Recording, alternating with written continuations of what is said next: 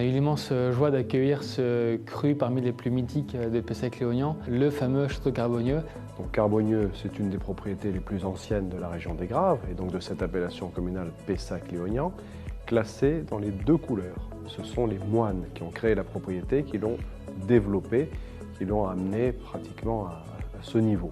Qu'aujourd'hui, à l'hôtel de Crillon, on a vécu une journée très particulière parce qu'on a participé donc à l'élaboration des plats en cuisine. Pour créer un plat issu d'un vin, on va observer plusieurs choses. La gamme aromatique, le socle acide alcool, les quantifier, les mesurer pour à chaque fois se calquer dessus.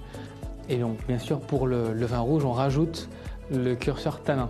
Donc le premier plat, mijoté de coquillages au jus de cresson, réfort et gnocchi de pommes de terre au parmesan.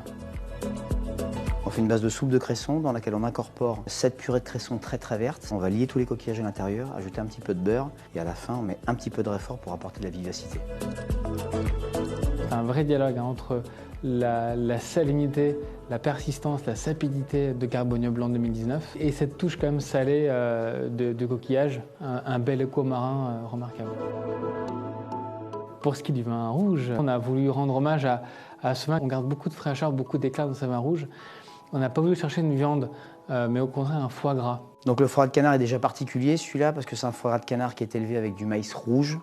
C'est un vieux maïs oublié mais qui permet d'avoir une couleur du foie gras qui est très couleur or. On a marié ça avec une betterave fumée qui a rappelé un petit peu l'élevage en barrique. Et on apporte également de la vivacité avec de la betterave qui est crue, servie et marinée avec du jus de betterave et de l'huile de noix pour apporter de la rondeur. Et puis après sur le dessus on a râpé un petit peu de truffe noire afin d'apporter un petit peu de terreux à tout ce plat.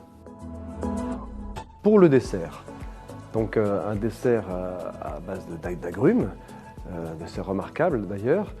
Donc nous avons choisi un vin blanc sec, donc le Carbonieux, blanc 2014, donc un peu plus évolué. Un millésime qui commence à démontrer davantage de maturité. On a presque l'impression que c'est l'esprit sémillon qui prend le dessus d'un certain côté, avec plus de maturité, d'intensité, de puissance. On a concocté un dessert qui s'intitule l'agrume, qui est réalisé à base de plusieurs agrumes. Donc on a de la main de Bouddha, on a du citron caviar, on a une marmelade d'agrumes, du citron vert, de la clémentine, de la meringue qui accompagne ça et qui vient apporter le côté un peu gourmand. On a également un sorbet au yuzu qui nous amène aussi du peps dans le dessert, la double crème de gruyère qui nous amène là le côté doux, gras et qui fait le lien entre tous ces éléments.